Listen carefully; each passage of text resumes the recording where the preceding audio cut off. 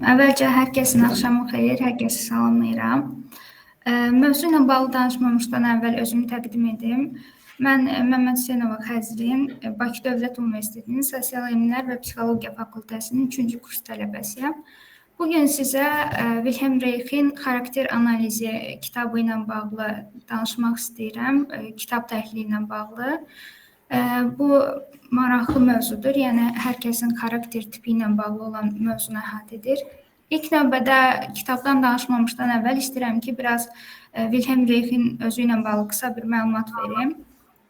Deməli, Reich psixanalizin Avropa məktəbinin banilərindən biridir və 24 mart 1897-ci ildə Avstriyada anadan olmuşdur. Viyana Universitetinin Tibb fakültəsinə daxil olub, fakültədə oxuduğu müddətdə də bir sıra araşdırmalar aparıb. Onun araşdırmaların əsasını ilk növbədə insanlarda baş verən xəstəliklər və bu xəstəliklərin səbəblərini araşdırmışdır. Onların aradan qaldırılması üçün bir neçə tədqiqat iş aparmışdır. Eyni zamanda hipnoz, digər terapiyalarla bağlı da araşdırmaları vardır. Wilhelm Reich'in orqan nəzəriyyəsi məşhur nəzəriyyələrdən biridir və eyni zamanda onun orqan nəzəriyyəsi, xarakter analizi, eyni zamanda Dinlə Kiçik Adam, Faşizmin kütlə psixologiyası adlı kitabları var. Bunlar da həm psixoloji baxımdan, həm də ki, özünün inkişaf baxımından daha yaxşı kitablar hesab olunur. İndi isə xarakter analizi kitabının təhlili ilə bağlı danışım. Hər birimizin özünə məxsus xarakteri var, bilirik ki, hər kəsin öz xarakter tipi, eyni zamanda özünə uyğun xüsusiyyətləri, davranış tərzi və s. var. Və bunlar da bizi digər insanlardan fərqləndirən əsas cəhətdir.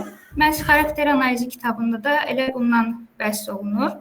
Wilhelm Reich'in Xarakter Analizi adlı kitabı ilk dəfə nəşr olunduqdan sonra və oxuculara təqdim olunduqdan sonra bir sıra oxucu tərəfindən, eyni zamanda tənqidçilər tərəfindən çox yaxşı bir kitab kimi qəbul olunmuşdur və psixologiyaya da töhfələr az olmamışdır. Ancaq təəssüf ki, nasist Almaniyasında bir müddət qadağan edildi. Yenidən ABŞ-da nəşr olunmağa başladı bir müddət sonra. Bu kitabda bir sıra dəyişikliklər edilmişdir, ancaq yenə də kitab bugün də terapiyada istifadə olunan deməli, əsas kitablardan biridir. Yəni, buradakı məlumatlar bugün də istifadə olunur. Eyni zamanda burada xarakter analizi metodundan danışmaq istəyirəm. Deməli, o birisi səhifəyə keçə bilsəm.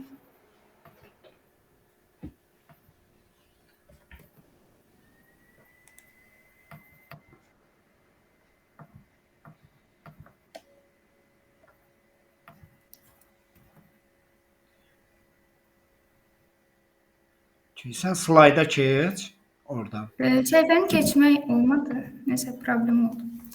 Mən danışım xarakter analizi metodunda nədən bəhs olunur. Burada kitabın əvvəlində başlıq şəklində müəyyən mövzular qeyd olunub. İlk növbədə terapiyada 3 əsas təməl görüş var. Birincisi aktual perspektiv, ikincisi dinamik perspektiv və ekonomik perspektivdən bəhs olunur. Bunun mahiyyəti nədən ibarətdir? Aktual perspektivdə nə nəzərdə tutulur? İlk növbədə burada şuur altında olanın şuur səviyyəsinə çıxarılmasından danışılır. Bu nədir? Bugün də psixoanalitik terapiyada, yəni bir çox terapiyada əsas məsələ insanın şuur altında olanların şuur səviyyəsinə çıxarılması ilə bağlıdır. Təbii ki də şuur altında bir sıra yaşanmışlıqlar, bizim xatirələrimiz vardır ki, bunlar terapiyada əsas məsələdir ki, şuur səviyyəsinə çıxarılsın.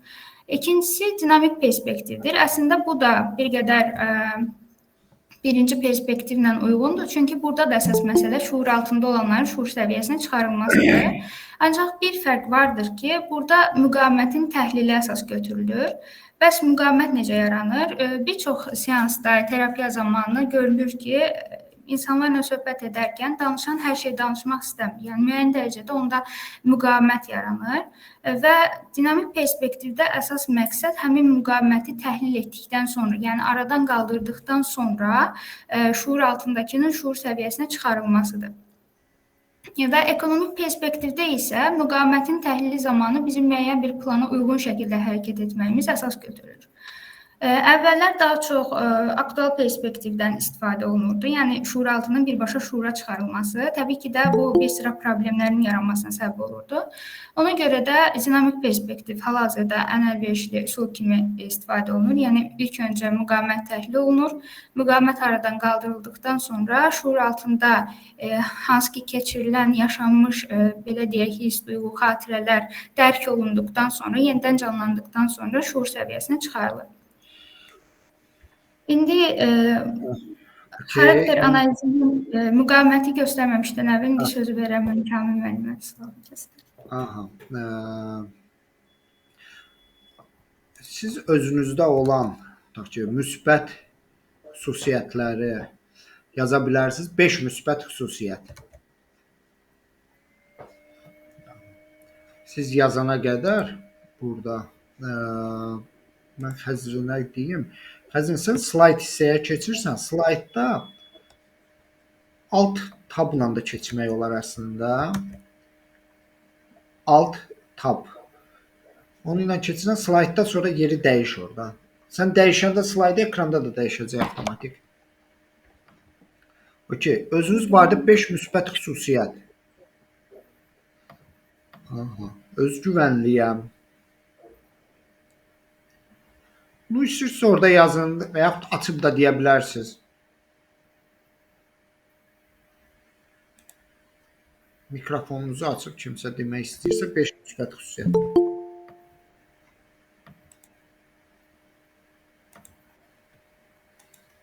Bu arada xahiş edirəm qeydiyyatdan keçin. Çoxunuz qeydiyyatdan keçməmisiniz.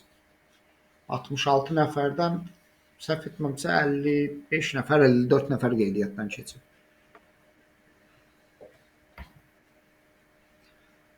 Aha, dürüst, səmimi, özümdən razıyam. Bir nəfər aça bilərmi mikrofonunu?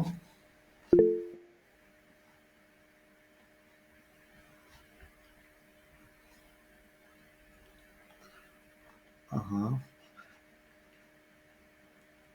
Kimsə istəyirmi açsın mikrofonunu, onunla 1-2-3 dəqiqəlik dialoq quraq.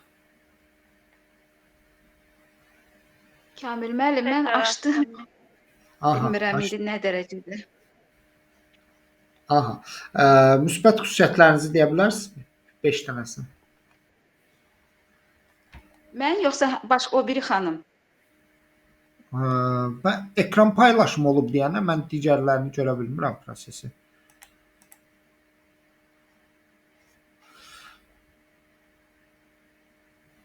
İstəyirsiniz siz deyin, problem deyil.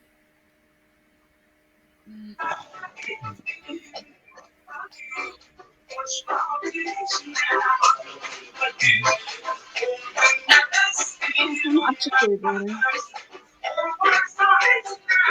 Musiqini bağlayın da xahiş edirəm. Mikrofonu zəhmət olmasa bağlayardınız. Aha. Mən deyə bilərəmmi Kamil müəllim? Aha, bəli deyin. Mənə görə, yəni mənim öz baxışıma görə mən əvvəla dürüstəm. İkincisi səmimiyəm. Nəyim var o üzdədir. Üçüncüsü özümdən razıyam. Mənə görə bu mənim üçün müsbət xüsusiyyətdir. Aha, baxın. Yerində dayanmağı sevirəm, inkişaf edirəm. Yaxşı. Bəs mənfi xüsusiyyətləriniz hansılardır? Mənfi xüsusiyyətlərim daha çoxdur. Mənfi xüsusiyyətlərim daha çoxdur, bəli. Aha. Bəs yaxşı. Kimin sizin haqqınızda fikir bildirməyini istəmərsiniz ki, sizin barənizdə bir fikir bildirsin? Əslində heç kimin mənim haqqımda fikir bildirməyini istəmirəm. Bir-iki nəfəri çıxmaq şərti ilə heç kimin, yəni bu ixtiyarı vermirəm heç kimin. Aha.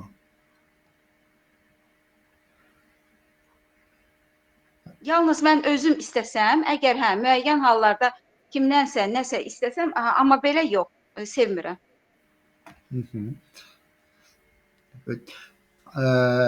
Ümumiyyətlə az danışan insansız yoxsa çox danışansız dialoqda? Yox, çox danışan deyiləm. Baxır kiminlə, amma belə çox danışan, dinləməyi çox sevirəm. Qarşımdakını dinləməyi çox sevirəm. Okey. Sonra mənfi xüsusiyyətlərim. Tez əsəbləşirəm, kinliyəm, məsuliyyətliyəm. Tez əsəbləşmirəm, hə, kinliliyim var, amma tez əsəbləşmirəm, yox. Hı -hı. Belə. Tez əsəbləşən deyiləm. Səbirliyəm, amma kinliyəm, bəli. Okay.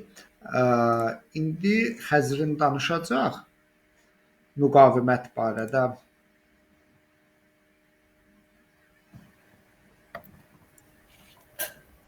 Aha, deməli müqavimət barədə danışım. Xarakter müqaviməti necə yaranır və nədən qaynaqlanır bu? İlk növbədə burada təməl qaydaya uyma acizliyi deyə bir başlıq var idi kitabda. Burada nədən bəhs olunur? Biz tez-tez görürük ki, xəstələr nadir halda terapiyaya başladıqda nadirən ən başından analizə uyğun şəkildə davranırlar. Yəni onlardan çox azı bütün qaydalara uyaraq davranır. Belə deyək ki, açıq şəkildə özünü ifadə edir. Çox vaxt rastlaşırıq ki, müqavimət göstərirlər, müəyyən müdafiə mexanizmlərindən istifadə edirlər. Bunun bir neçə səbəbi ola bilər ki, məsələn, ilk növbədə çox vaxt analitiki tanımadıqları üçün ya da əvvəlcədən psixoloqla uğursuz görüşlərin olduğuna görə, pis təcrübələrə görə ya da gəldikləri problemlə uzun müddət bu problem davam etdiyinə görə, xəstəlik davam etdiyinə görə ola bilər.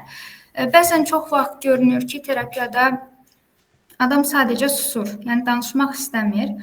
Bu da belə deyək ki, terapiyanın həm gedişinə, həm də ki, sonda nəticənin uğursuz olmasına gətirib çıxara bilər. Bütün bunları, yəni bu çətinlikləri və maneələri Reix narsistik maneə kimi göstərirdi və göstərirdi ki, bu maneəni aradan qaldırmaq üçün iki əsas qayda var. Birincisi, ondan ibarətdir ki, bunu çox vaxt psixoloqlar istifadə edirlər. Yəni ənənəvi bir üsuldur, iki əsas üsuldan biri. Hansı ki, burada bilgi vermək əsas götürülür. Bilgi vermək nədir?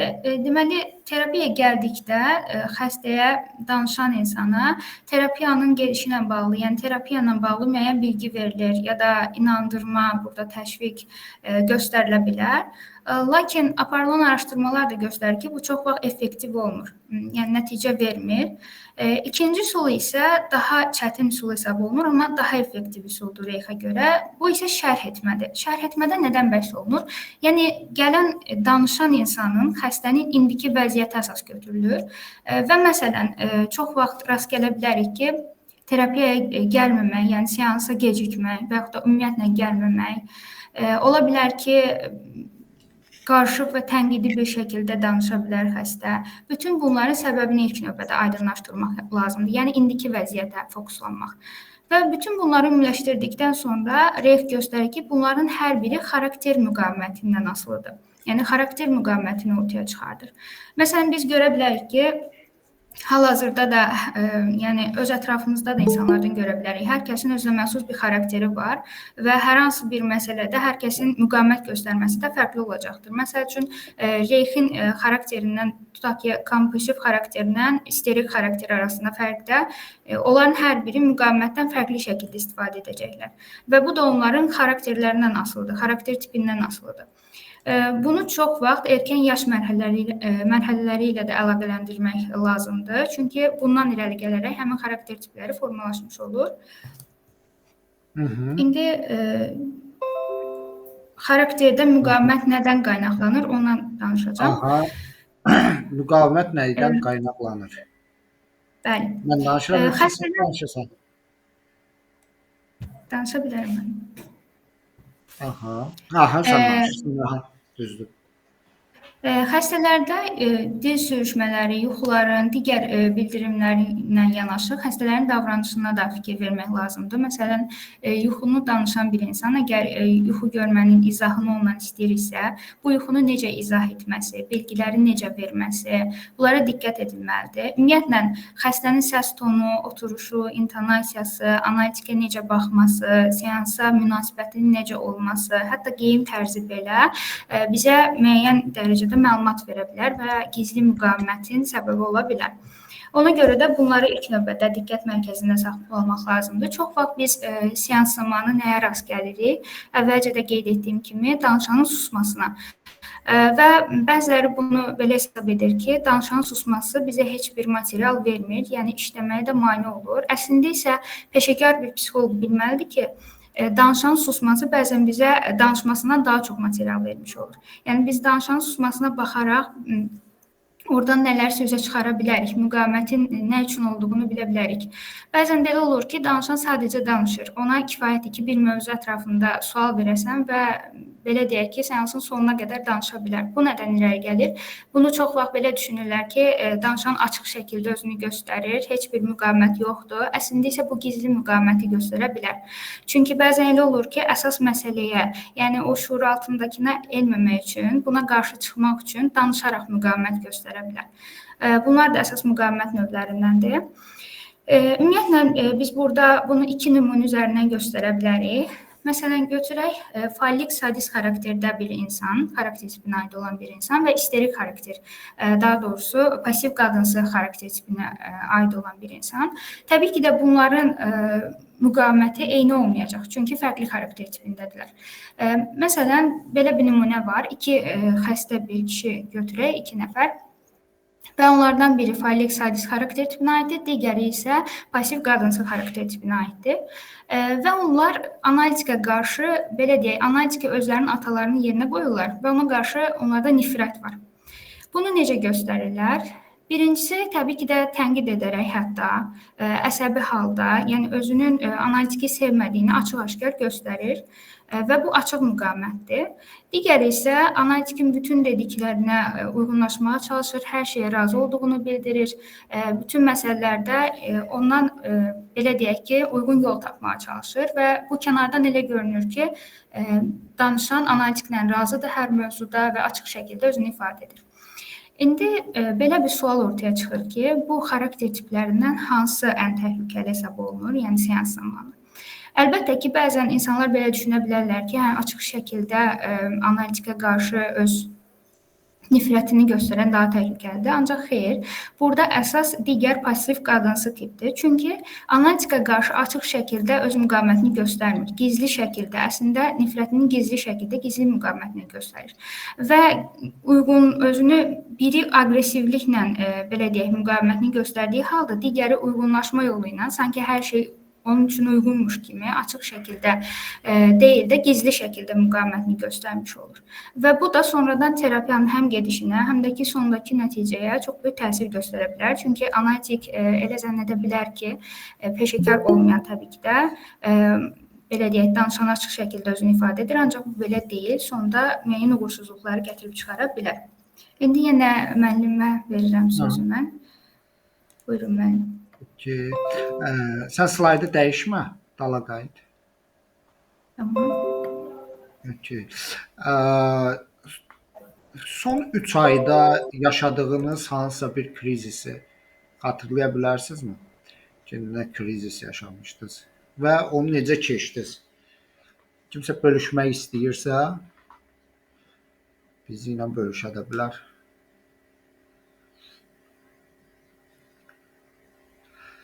Həyatınızda yaşadığınız son krizis anlarından biri. Humay buyur, əlini qaldırmısan. Aytac yazıb ki, aqressiya olub hədsiz dərəcədə. Axşamınız xeyir. Axşamınız Kəmməli xeyir. necə?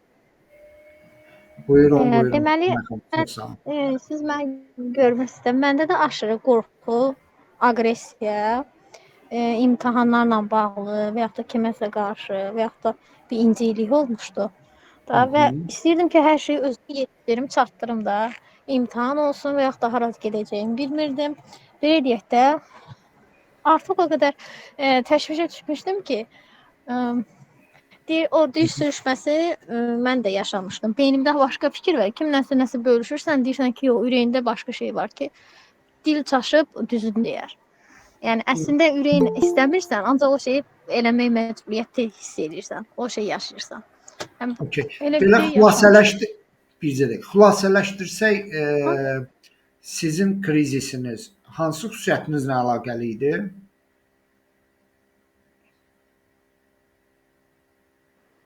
Hansı xüsusiyyətim? Hı -hı. Aşağılanmaq kimi belə bir şey, duyğu yaşamışdım da özümü, yəni yetərsiz hiss Aşağılanma. Aha. etmişdim. Bu uşaqlıqla bağlı. Yorğunluq. Aha. Bunun Aha. uşaqlıqla bağlı Sözlərdən. hansısa bir uşaqlıq yaşantılarınızla hansısa bir sizcə əlaqəsi var?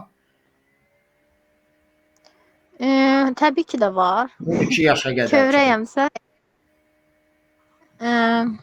indiki yaşa qədər bəli var məncə. Aha. Var. Yəni biz bu barədə biraz da çox danışsaq, dərinə getsək, oradan nəsə tapa bilərik?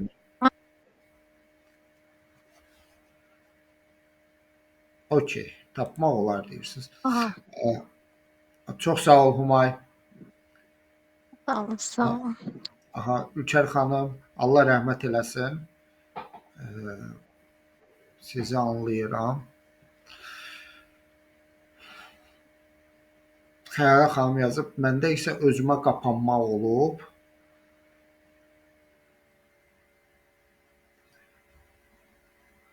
Atamı itirdim, ondan sonra özümə gələ bilmirəm. Aha. Okay. Xəyala xanım, özümə qapanma olub deyirsiniz.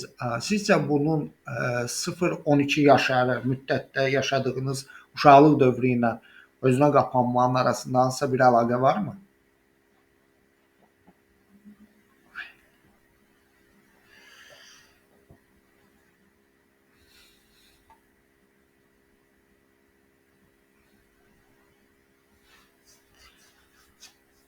Kəlmə söz şuur altında yaşayıb qalmış, heç cürə beynindən çıxmırdı.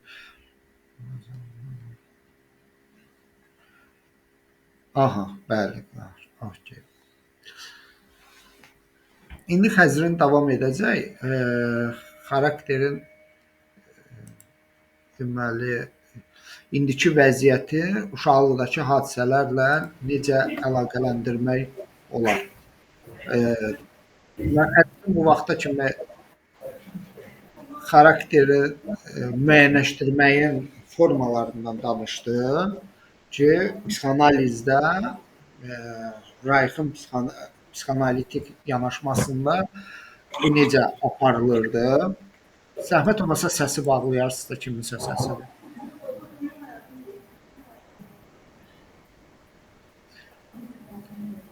Ki biz orada müqavimət anlayışını gördük. Ki bu dialoqlar zamanı əsasən psixanalitik və onun danışanı arasındakı dialoqda baş verir müqavimət. Biz bunu adi dialoqlarda da görə bilərik. Sadəcə psixoloqlar mütəxəssis olduğuna görə, psixoterapevtlər söz sənəti ilə məşğul olduğuna görə biz daha çox bunu incələyirik. Birinci müqaviməti aşkarlayır, sonra müqavimətin arxasında hansısa bir müdafiə mexanizmi durduğu bəlli olur. Və biz bu müdafiə mexanizmləri kimi də baxa bilərik və yaxud da ki, xarakterik bir xüsusiyyətlər kimi də baxa bilərik. İndi Xəzrin davam eləyəcək ki, bax, indiki vəziyyəti uşaqlıqdakı hadisələrlə necə əlaqələndirmək olar?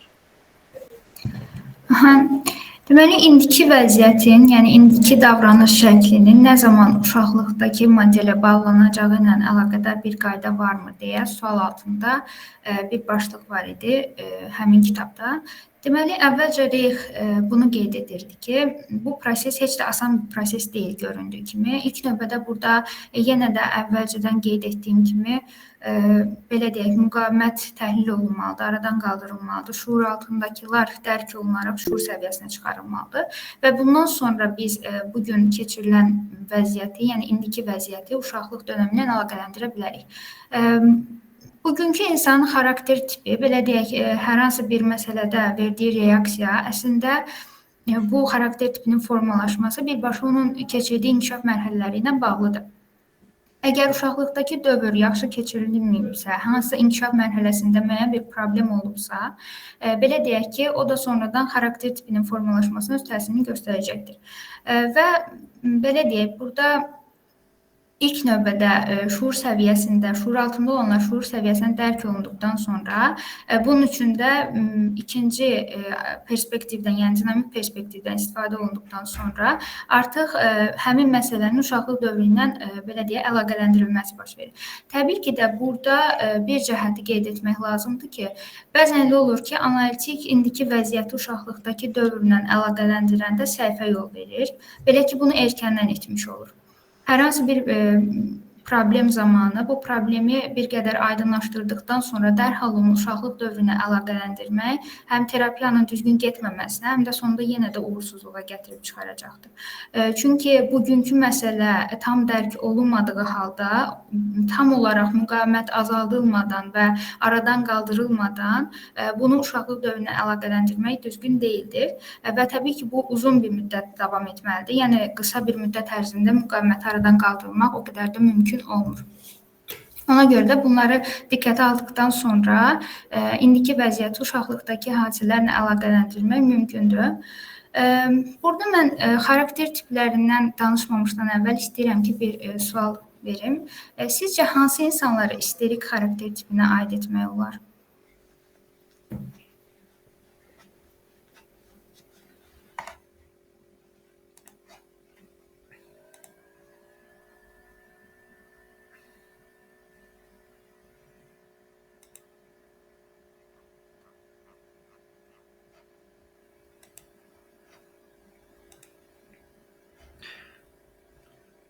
Aha, sizcə isteriklər necə olurlar?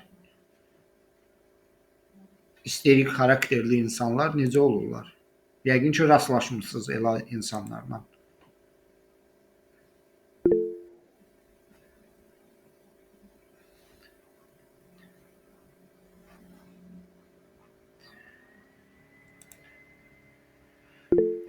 Lamiyə birinci əlini qaldırmışdı. Axşamınız xeyir olsun. Gözəl mövzuya görə əvvəlcədən təşəkkür edirəm sizlərə. Suala gəldikdə isə düşünürəm ki, isteriklər daha çox görünən olmaq istəyirlər, nümayiş etdirirlər daha çox özlərinin xarici görkəmləri ilə bağlı və yaxud da hansısa xüsusiyyətləri ilə bağlı görünən olmaq istəyənlərdir və baş verən hadisələri, ümumiyyətlə onlardan kənarda və onların özü ilə bağlı olan məsələləri biraz böyüdülmüş şəkildə təqdim edirlər ətrafa. Çox sağ ol Lamiyə. Natvan xanım buyurun. Kamil müəllim, mən deməli məndən əvvəl danışan xanımla da razıyam. Yəni isterika müxtəlif səbəblərdən ola bilər. O xanımla da razıyam. Əvvəla onu deyim ki, bizim həyatımızda hər birimizi, mən əminəm buna, burada olanların həyatında heç olmasa bir dəfə olub ki, biz isterika eləmişik. Yəni bunu danmaq lazım deyil. Yəni hamımızda olub belə bir hal, çox güman ki. İkinci səbəb o da ola bilər ki, bəzən beynimizdəki o suallara cavab tapmayanda, sanki özümüzlə, yəni beynimizin içində müəyyən suallar olur və o suallara cavab tapmayanda başlayır bizdə isterikalar. Yəni o suallara cavab tapmayanda isterik hallar baş verə bilər. Okey, bu sizin fikrinizdir. Çox sağ olun Natvan xanım. Burada yazıblar, mən bir şeyə diqqət vermək istəyirəm. Çox vaxt temperamentlə xarakteri qarışdırırlar. Burada flegmatik, sanguinik falan yazırlar. Bunlar temperament xüsusiyyətləri. Temperament başqa bir şeydir. O dəyişmir. O insanın anadan gəlmə o xüsusiyyətləri. Xarakter isə mühitdə, doğulandan sonra mühitdə qazandığı bir xüsusiyyətlərdir və xarakterin dəyişməsi, dəyişə bilməsi əslində bizim sağlam, psixi sağlam həyat sürməyimizin əsas göstəricilərindən biridir. Yəni bu bizim adaptasiya oluna bilmək xüsusiyyətimizi göstərir. Xarakter dəyişməlidir. Bu bizim əlamətlərimiz, xüsusiyyətlərimizdir. Bizim böyüməyimizi, inkişaf etməyimizi göstərir. Flegmatik, sanguinik, melanxolik, xolerik, bunlar isə temperament xüsusiyyətlərdir, onlar dəyişmirlər. Müəyyən genetikdir, müəyyən bir istiqamətə, tendensiyaya malikdir. Okey, bunu demək istəyirdim. düzü ağlamaqla üstə çıxmağa çalışanlardılar. E, Şişirdilmiş şəkildə özlərini böyüdürlər, üstün olmağa çalışırlar. Xəzin səni qane eləyir cavablar. Bəli, müəllim, təbii ki. Aha. Davam etmək istəyirsən sual-cavab Bəli. hissəyə, yoxsa keçirsən slayda? Xeyr, slayda keçə bilərəm. Aha, necə istəyirsən? Aha. Deməli, indi xarakter tipləri ilə bağlı danışmaq istəyirəm. Kitabda qeyd olunan 3 əsas xarakter tipi var Dreyxə görə: isterik xarakter tipi, kompulsiv xarakter tipi və fallik sadist xarakter tipi. İlk növbədə isterik xarakter tipindən danışmamışdan əvvəl qeyd edim ki, biz xarakter tiplərinin formalaşmasında, yəni hər insana məxsus xüsusiyyətlərin olmasını, davranış tərzinin olmasını və s. göstərdik. Ümumiyyətlə, insanın xarakter tipinin formalaşması iki əsas məqamla da bağlıdır. Birincisi, qeyd etdiyimiz kimi inkişaf mərhələlərinin düzgün keçməsi və yaxud da ki, müəyyən problemlərin olması ilə bağlı müəyyən əlamətlər insanda formalaşa bilər. Və digər bir məqam isə həmin insanın valideynlərinin, yəni onu böyüdən şəxslərin xarakter tipi ilə bağlıdır. Belə ki, hər nə qədər çox olmasa da biz rast gələ bilirik ki, bir insanın valideyninin xarakter tipi necədirsə, onun da xarakter tipi az və ya çox dərəcədə ona bənzəyə bilər. Yəni bizim xarakterimizin formalaşmasında az və ya çox dərəcədə valideynlərimizin də xarakter tipinin belə deyək ki, özəllikləri üstünlük təşkil edə bilər. İndi isterik xarakter tipi ilə bağlı danışım. Ümumiyyətlə, isterik xarakter tipində belə deyək ki, xəstəlik simptomları və yaxud da ki, problem nə qədər qarışıq olsa da, bu bəsit və asan şəkildə anlaşıla bilən bir tipdir. Belə ki, burada əsas məqam ondan ibarətdir ki, isterik xarakter tipinə aid olan hər iki cinsdə, yəni həm qadında, həm də ki, kişidə müəyyən dərəcədə cinsəl davranış özünü göstərə bilər və təbii ki də bunun spesifik xüsusiyyətləri var. Bu qadında fərqli, kişidə fərqli şəkildə özünü göstərir.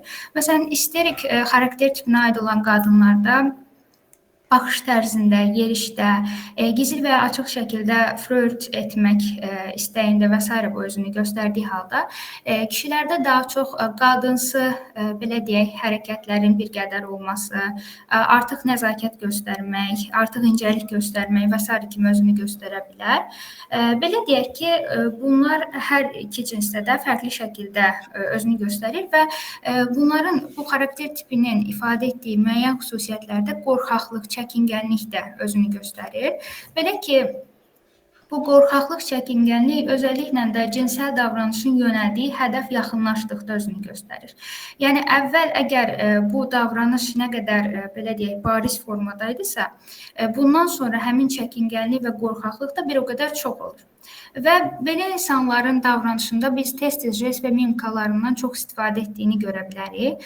Bunun da əslində səbəbi bir qayğı ilə bağlıdır. Yəni, qayğı nə qədər çoxdursa həmin insanda, o jest və mimikalardan da bir o qədər çox istifadə edir, məhz həmin qayğının qarşısını almaq üçün. Yəni, özündən onu uzaqlaşdırmaq üçün. Digər xarakter tipi kompulsiv xarakter tipidir. Mən o xarakter tipi ilə bağlı danışmamışdan əvvəl istəyirəm ki, bir qədər onu aydınlaşdırmaq üçün bir videoya baxaq. İndi açacağım onu.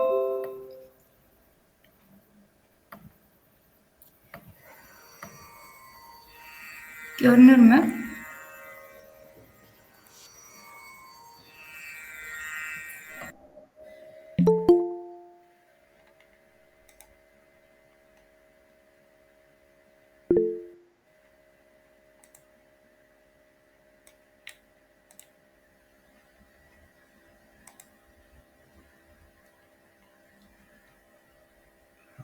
Amma səsi yoxdur.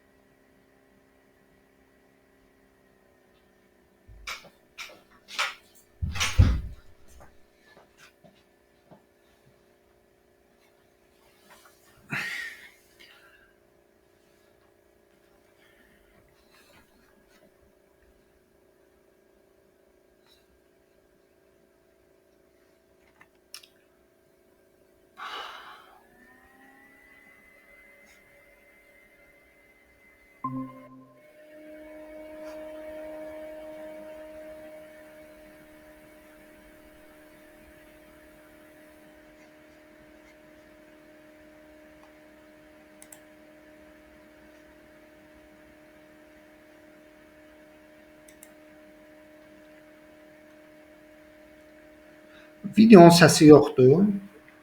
Videoda elə arxa fonda belə bir musiqi idi. Vaxt çox getməməsi üçün bu bir qədər uzun videodur.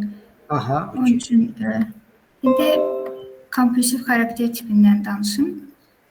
Ümumiyyətlə bu videoda görünən bir qədər xəstəlik dərəcəsində olan belə deyək elementlərdir, yəni davranışlardır. Təbii ki də kompulsiv xarakter tipinə aid etdiyimiz insanların hər birində bu davranışlar bu səviyyədə özünü göstərməyə bilər. Sadəcə bəzi davranış tərzi ola bilər. Ümumiyyətlə kompulsiv xarakter tipi ən yaxşı şəkildə incələnmiş xarakter tiplərindən biridir Reykə görə və burada belə deyək ki, takıntı əlamətləri və bunların davranış formasına keçməsidir əsas məsələ. Bu insanların özünə məxsus bir sıra xüsusiyyətləri var, hansı ki biz özümüzdə, hətta ətrafımızda yaxın olan insanlarda da bu xüsusiyyətlərin hər biri olmasa da müəyyən dərəcədə görə bilərik. Məsələn, ilk növbədə bu insanlar qənaətçiliyə üstünlük verirlər. Yəni hər hansı bir fəaliyyət görərkən də həmişə qənaət etməyi düşünürlər və bəzən bu artıq dərəcədə olduqda xəsisliyə də çevrilə bilər.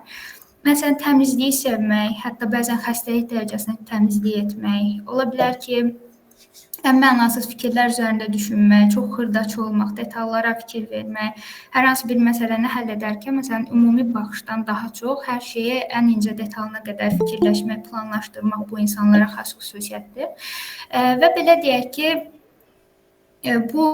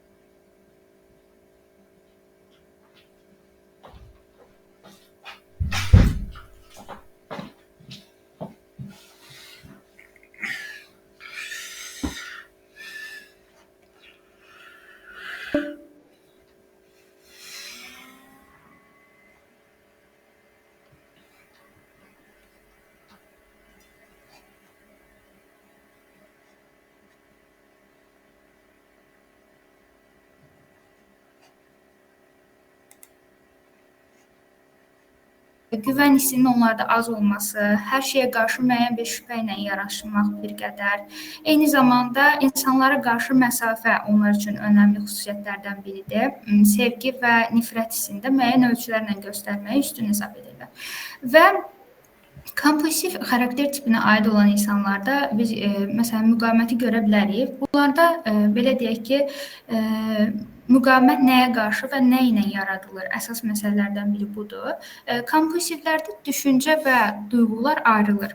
Yəni kompulsiv xarakter tipinə aid olan bir insan düşüncəsində məsələn asanlıqla təcavüzkar bir səhnəni asanlıqla canlandıra bilər və yaxud da aqressivliklə bağlı. Ancaq bunu nə fəaliyyətində göstərməz, nə də ki bu düşüncədən özü təsirlənməz. Digər bir xarakter tipi narsistik xarakter tipidir ki, onunla da bağlı belə bir sual verim ki, sizcə yəni narsizm belə deyək ki, məşhur mövzulardan biridir və narsizmlə bağlı belə bir sual ünvanlamaq istəyirəm ki, sizə görə kimləri narsist hesab etmək olar? Yəni narsistik xarakter tipinə hansı insanlara aid etmək olar? İcazə olar bir fikir söyləyim. Aha, buyurun. Mən üçün həmişə belə şəxsi fikrimdir. Alman millət olaraq mən onları narsist görürəm.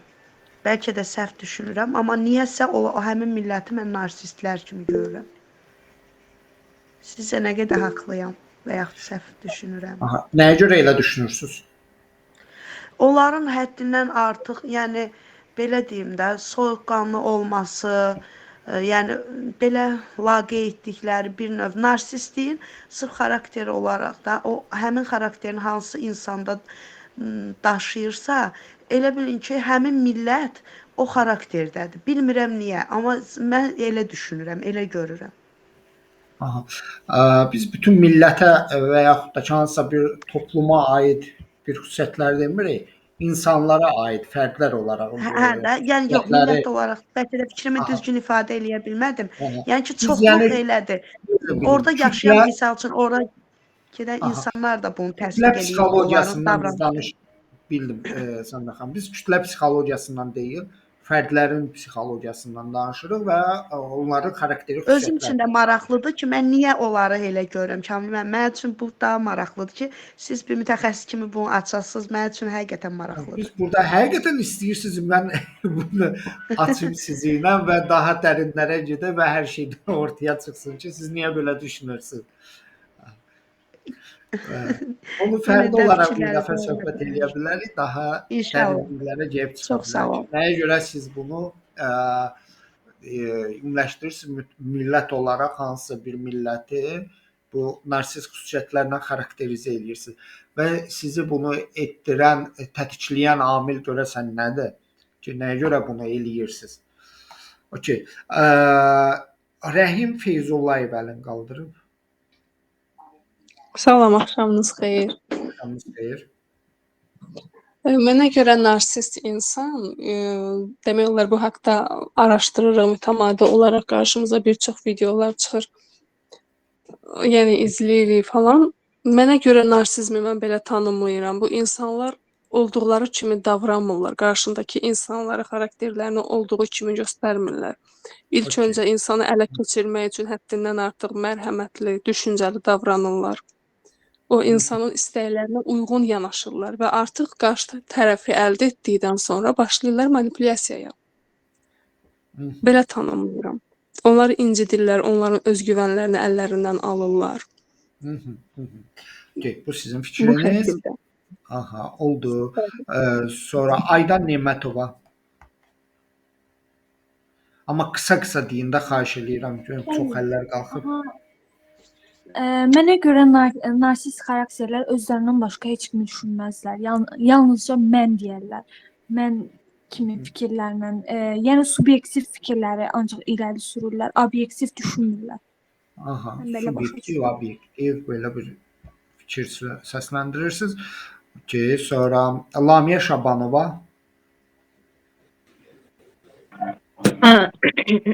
Mən də deyilənlərə qatılıram. Yəni demək istəyirdim ki, daha çox öz mərkəzli, yəni həm də hər zaman haqlı hesab eləyirlər özlərini və onlar belə deyək də ətrafdakı insanlara daha çox yuxarıdan aşağı baxırmış kimi və hər zaman haqlıdırlar. Heç zaman haqsız deyillər, geri addım ata bilməyənlərdir. Amma mənim başqa bir sualım var. İcazənizlə verə bilərəmmi? Narsizmlə bağlıdır.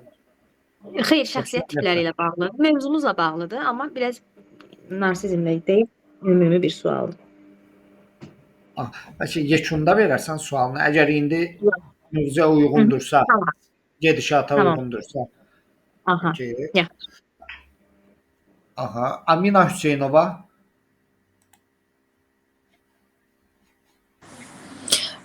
Mənə görə narsist insanlar, yəni narsizmə mərkəzli insanlardılar və ən əsası özlərinin vurğunudur. Heç kəsdən irad və təklif qəbul etmirlər. Hər nəsə özlərinin fikri və düşüncəsidir.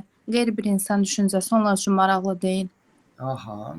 Özlərinin düşüncəsi birinci yerdə dayanır, başqalarının fikirləri onlar üçün önəmli deyil. Bəli. Çox sağ olun. Cəmilə Bağırova. Məncə narsist insanlar ən çox özlərini əvəz olunmaz kimi bir hiss eləyirlər, çox bəyənilmək istəyirlər. Empatiyadan tamamilə uzaqdırlar. Başqalarına qarşı həmişə sayğısız davranırlar da, belə hörmətsizcə.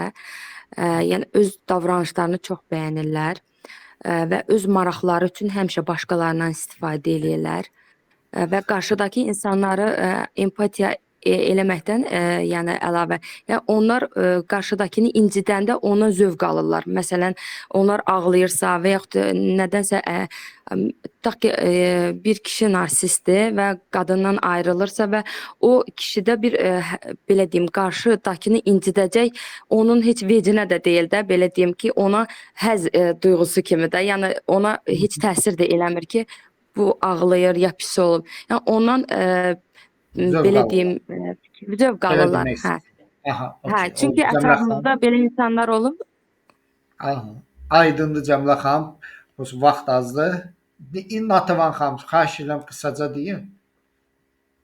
Mənə görə narsizm, əgər çox qısa bir halda desək, eqoizmin pik nöqtəsidir, ən ali dərəcəsidir eqoizmin və burada danışılanlardan mən belə qənaətə gəldim ki, ola bilsin ki, mən yəni psixoloq deyiləm, ola bilsin ki, bu bəziləri sadizmlə qarışdırırlar narsizmi. Yəni bəzi fikirlərdə mən sadizm əlamətləri gördüm belə. Amma belə qısa deyəndə eqoizmin ən ali dərəcəsi mənə görə. Aha, aydındır. Çox sağ olun Natavan xanım. Xəzrin buyur.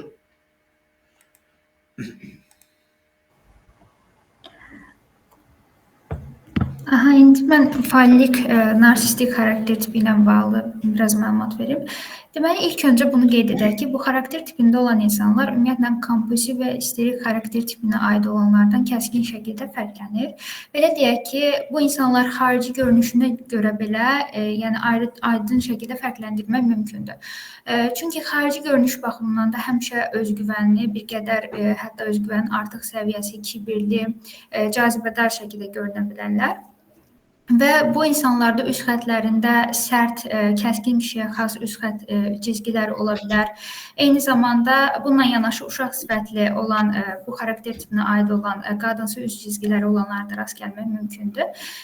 Ümumiyyətlə, bu xarakter tipinə aid olan insanlar pasiv qadınsı xarakter tipində olan insanlardan fərqli olaraq, ümumiyyətlə, yaltaqlıq etməyi sevməzlər, yəni uyğunlaşmağı sevmirlər. Daha çox, belə deyək, təpədən baxmağı sevərlər, əmr altında iş görməyi sevməzlər, hətta bəzi hallarda əmr etməyi sevərlər. Lider ruhlu insanlardırlar. Bəzən görürük ki, bu tip insanlar doğuşdan lider kimi doğulur, yəni liderlik etməyi sevirlər. İnsanlara qarşı soyuq münasibət, kobud davranış, məsafəli davranmaq, eyni zamanda hər şeyə qarşı kobud reaksiya vermək, iynələyici xarakter xüsusiyyəti olur onlarda. Və burada əsas məsələlərdən biri bu xarakter tipinə aid olan insan mütləq ki, ona göstərilən aqressivliyə qarşı aqressivliklə cavab verməlidir. Yəni, bu aqressivlik əslində onun düşüncəsində olmaya da bilər, amma davranış forması kimi aqressivliyini göstərməlidir. Çünki bu xarakter tipinə aid olan insanlarda bunu bariz şəkildə görmək mümkündür. Nə qədər sərt olsalar da, nə qədər kənardan kobud görsənsələr də, əslində bu xarakter tipinə aid olan insanların bəzilərində, belə deyək ki, uşaqlıq, yəni türk dilində desək, çocuqsuluq özünü göstərə bilər. Sadəcə daha sərt görünməyə, kobud görünməyə çalışırlar. Və burada önəmli cəhətlərdən biri ondan ibarətdir ki, biz narsistik şəxsiyyət pozuntusu ilə narsistik xarakter tipinə aid olanları ayıra bilməliyik. Çünki şəxsiyyət pozuntusu ayrı bir məsələdir, sadəcə xarakter tipinə aid olmaq ayrı məsələdir.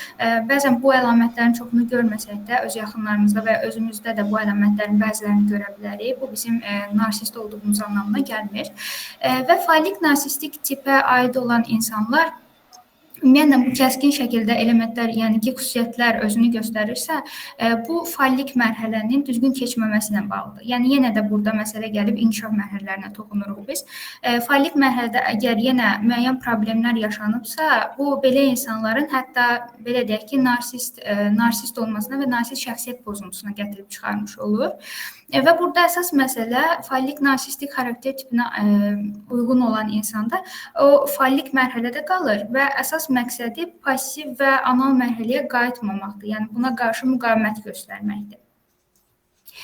Və indi mən ümumiləşdirsək, yəni sonda vacib olan məqamları göstərmək istərdim burada. Vacib olan məqamlar nədən ibarətdir? Deməli, ilk öncə onu deyək ki, burada Reyek qeyd edirdi ki, xarakter analizi texnikasından bir çox hallarda, yəni bir çox problemlərin həllində istifadə etmək mümkündür. Ancaq bəzi məsələlərə diqqət yetirilməlidir. İlk növbədə sual olunur ki, xarakter analizi texnikasından kimlər istifadə edə bilər? Təbii ki də bundan hər adam istifadə edə bilməz, hətta psixoloqların bəziləri belə. Çünki Reyek göstərdi ki, bu adamlar mütləq şəkildə müəyyən bir təcrübəyə malik olan, praktikada bunu dəfələrlə sınaqdan keçirmiş insanlar olmalıdır. Yəni bu belə deyək texnikadan çox da məlumatı olmayan bir insanın bunu keçirməsi düzgün deyil. Əks təqdirdə bu terapiyada böyük uğursuzluğa gətirib çıxara bilər və hətta xəstəliyinin artmasına, müqavimətin artmasına belə təsir göstərə bilər. Ancaq xarakter analizi metodundan bir çox problemlərin həllində istifadə oluna bilər. Bəzən olur ki, elə problemlər olur ki, ümumiyyətlə istifadə olunmasın, ancaq bir çox problemi aradan qaldırmaq üçün düzgün şəkildə və dəqiq şəkildə istifadə oluna bilər. Xüsusilə də bunu köçürmə reaksiyalarını bilən bir peşəkar psixoloq yerinə yetirməlidir. Yəni hər an bu köçürmə reaksiyalarının qarşısını ala biləcək bir insan olmalıdır. Və eyni zamanda burada bunun keçirilməsi xəstəliyin dərəcəsindən, formasından asılı olaraq deməli aparılmalıdır. Bəzən elə ola bilər ki, problem çox sadədir, yəni ki, bir qədər artıq kəskin şəkildə deyil. Bunun üçün həm metoddan istifadə edilməsi o qədər də vacib deyil.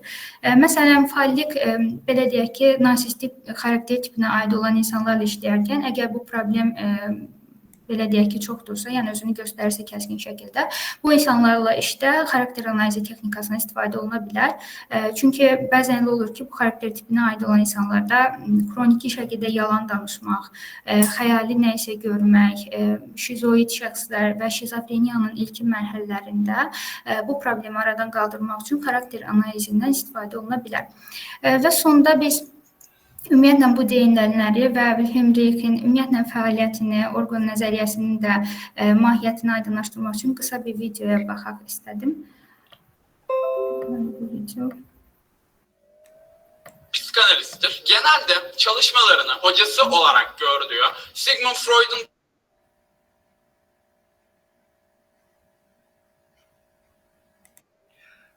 Səsini kəsmədə, səsini kəsdin sən.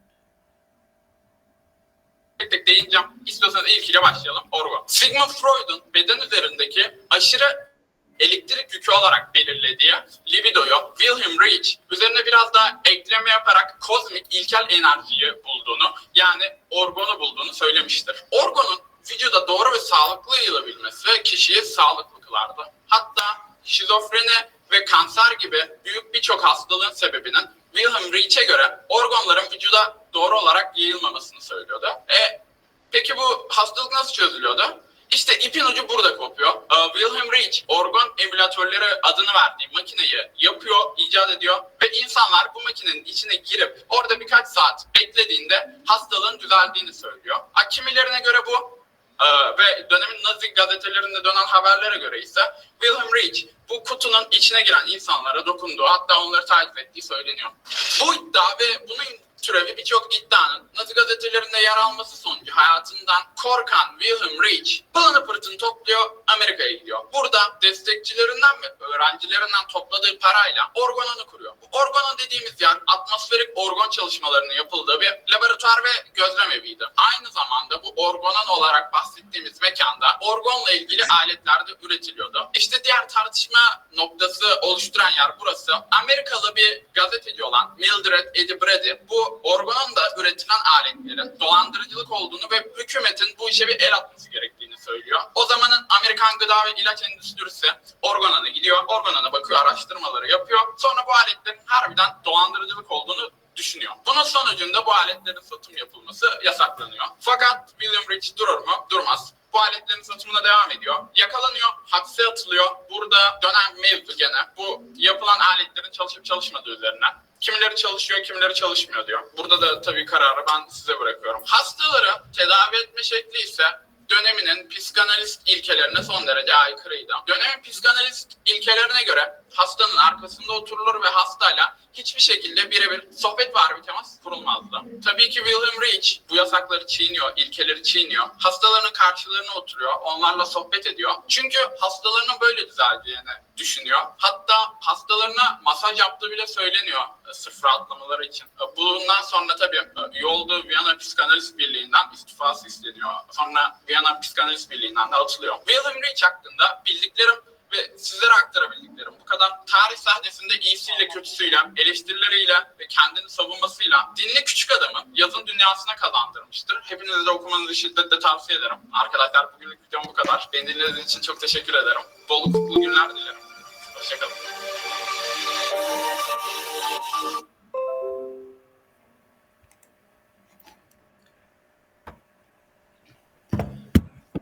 İndi son olaraq ümumiyyətlə kitabın əsas mahiyyətini deyim. Çünki kitab bir qədər uzun olduğuna görə burada əsas məsələləri, bir də əsas xarakter tiplərini mən aydınlaşdırmaq istədim və təhlil etməyə çalışdım. Ümumiyyətlə kitab Reich'in xarakter nəzəriyyəsi və analitik terapiyanı aydınlaşdırmaq üçün, oxuculara çatdırmaq üçün nəzərdə tutulub və bu kitabda danışdığımız kimi xarakterin necə formalaşması, hansı xarakter tiplərinin olması, eyni zamanda hansı müqavimətin istifadə olunması, müdafiə mexanizmləri və s. haqqında geniş məlumat verilib və kitabda qeyd olunur ki, insanın xarakterinin formalaşması uşaqlıqda yaşanmış hadisələrdən qaynaqlanır və sonradan da bioloji, sosial təsirlər nəticəsində bu formalaşmış olur və kitabda ümumiyyətlə Reich iki əsas belə deyək, xarakter tipini göstərdi, şəxsi xarakter və mədəni xarakter. Şəxsi xarakter dedikdə o insanın daxili dünyasını nəzərdə tuturdu. Hansı ki, bu sırf insanın özü ilə bağlı olaraq formalaşan xarakter tipidir. Mədəni xarakter isə daha çox ideologiya, normalar, dəyərlər və s. əsasında formalaşır xarakter tipidir.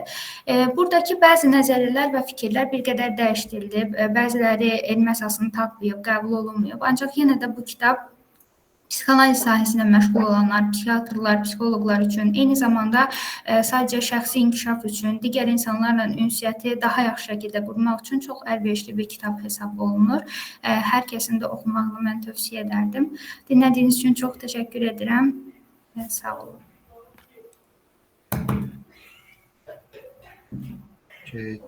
Çox sağ ol Xəzrin. Təşəkkür edirəm sənə. Oxudum və oxuduğunu bizim webinar iştirakçıları ilə paylaşdım. Bu arada mən qrupda olan psixoloqlara və yaxud da ki, psixologiya üzrə təhsil alan bizim tələbələrə müraciət edirəm ki, əgər son oxuduğunuz kitablar varsa, bunu bölüşmək, paylaşmaq istəyirsinizsə təqdimatlarınızla bizim platforma üzünüzə açıqdır. Bu barədə sizə dəstək ola bilərik ki, kitab barədə, oxuduğunuz kitab barədə bir paylaşım edəsiniz. Qeyd edim ki, Wilhelm Reich'in kitablarından biri səhv eləmirəmsə Azərbaycan dilinə tərcümə olunub. Kiçik nəşriyyatlardan biridir. Səhv etmirəmsə dinlə kiçik adamı bir başqa adla tərcümə ediblər. Xarakter analizi barədə isə bilməm, mən bildiyim qədərilə tərcüməsi yoxdur Azərbaycan dilinə. Xəzrin, sənə biz təşəkkür edirik. Təşəkkürnamə ilə bunu sənin elektron poçtuna göndərəcəyik. Çox sağ ol ki, sən çox sağ ol ki, oxuyursan, mütaliə eləyirsən, öz üzərində işləyirsən və bunu həm də paylaşırsan digər insanlarla.